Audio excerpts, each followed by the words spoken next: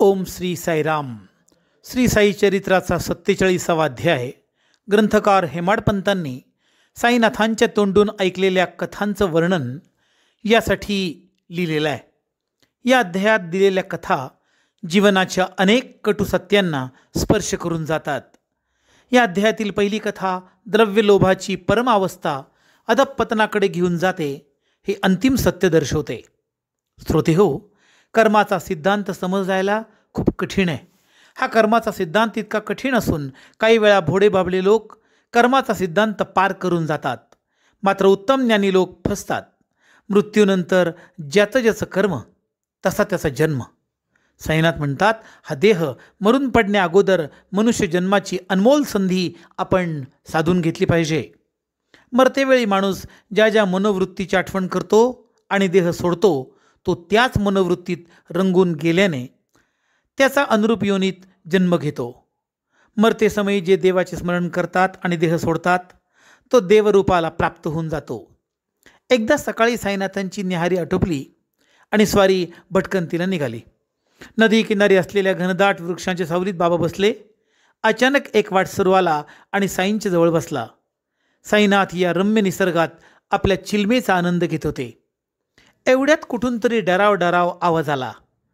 वाटसरू साईंना म्हणाला, हा कोण ओरडतोय? साई म्हणाले, अरे नदीकाठी बेडूक संकटात सापडलाय. त्याचं कर्म त्याच्या पाठीमागं लागलाय.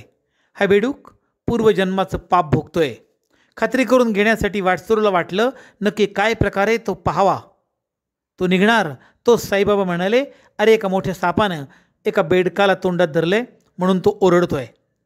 अरे दोघेही हरमखोर आहेत.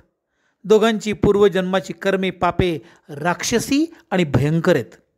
हे भोगण्यासाठी त्यांनाही शरीरं मिळालेत. साईंचं हे बोलणं ऐकून तो वाटसरू प्रत्यक्ष काय प्रकारे हे बघण्यासाठी नदीकाठी गेला. तिथे जी परिस्थिती होती ती साईंना सांगितली अगदी तशीच होती. सापाचा जबडा काळासारखा भयंकर, बेडकाची आहुती त्याच्या जबड्यात पडलेली. घाईघाईने वाटसरू साईनाथांकडे येऊन म्हणाला, बाबा एका क्षणात आता तो साप बेडकाला खलास करणार.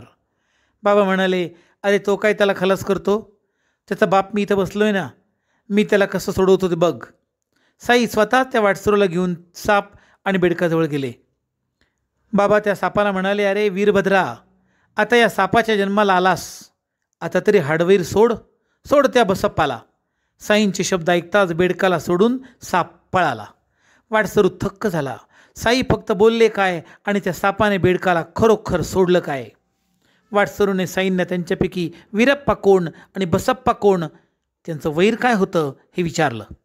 साईंनी या दोघांचीही पूर्वजन्मीची कथा सांगताना म्हणालं, एका धनिकाजवळ चांगला पैसा होता. लोकात मान सन्मान होता. त्याची पत्नी धर्मनिष्ठ आणि पतिनिष्ठ होती. तो धनिक कंजूष होता. द्रव्यलोभामुळे तो एका अनाथ बाईची जमीन बळकवायला निघाला. पत्नीला फसवायला आणि अनितीने मिळालेले दान महादेवाच्या मंदिराला अर्पण करायला तो तयार झाला. त्याचं फळ त्याला मिळालं. त्याच्या अंगावर वीज पडली. तो आणि त्याची बायको गेली. त्याने अनितीने कमावलेला पैसा गेला. पुढे तोच व्यापारी अर्थात वीरभद्र साप झाला आणि शंकराच्या देवळातील गुरव ज्याचं नाव बसप्पा तो बेडूक झाला. बसप्पा आणि वीरभद्र यांच्यात शंकराच्या मंदिरातील उत्पन्न यावरून बरेचसे वाद व्हायचे. त्यांच्यात शिव्या शाप व्हायचे. वीरभद्र बसप्पाला म्हणायचा, मी तुझे तुकडे करील आणि सगळे गिळून टाकेल. तेव्हा त्याने बाबांचं चरण धरलं आणि अभय दिलं. बाबांनी त्याला वाचवलं. अगदी त्याचप्रमाणे साईंनी बेडकालाही वाचवलं. श्रोते हो, संतांना सद्गुरूंना शरण गेलं की ते या जन्माचे काय, पुढच्या जन्मीची कथा, मागच्या जन्मीची कथा हे सगळं व्यवस्थित करतात. ही कथा असं सांगते, माणूस मेल्यावर शरीर तर इथं टाकून जातो, पण आपल्या सूक्ष्म देहाबरोबर आपला स्वभावसुद्धा सोबत घेऊन जातो. कणभर जरी पाप झालं तरी त्याची परतफेड पुढची जन्मी काढावी लागते. याकरता माणसाने क्षणोक्षणी आपल्या स्वभावातील वाईट वृत्ती काढून टाकल्याच पाहिजे. धर्मकार्यात दान दिलं, गोरगरिबाला मदत केली, मुखात सतत रामनाम ठेवलं आणि सत्पुरुषाचा संग सतत ठेवला तर मात्र जन्मजन्मांतरीचं कल्याण होतं. पाप करना बहुत आसान है मगर इसका बोझ उठाना बहुत कठिन। चाहे कर लो कितना भी गुरूर, क्षण में जिंदगी कर देती ही दीन। औरों को फंसाना बहुत आसान है, मगर खुद को फंसाना बहुत कठिन। चाहे कर लो कितना भी गुरूर, क्षण में जिंदगी कर देती है दीन।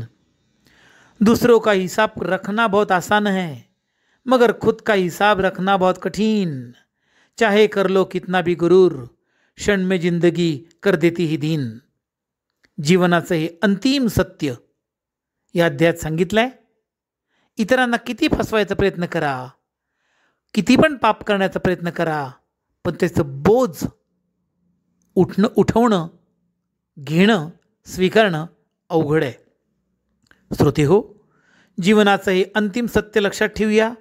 सत्कर्माच्या वाटेत बाबांच्या साक्षीने सतत राहूया आणि अखेरपर्यंत नामस्मरण ठेवूया। ओम श्री साईराम।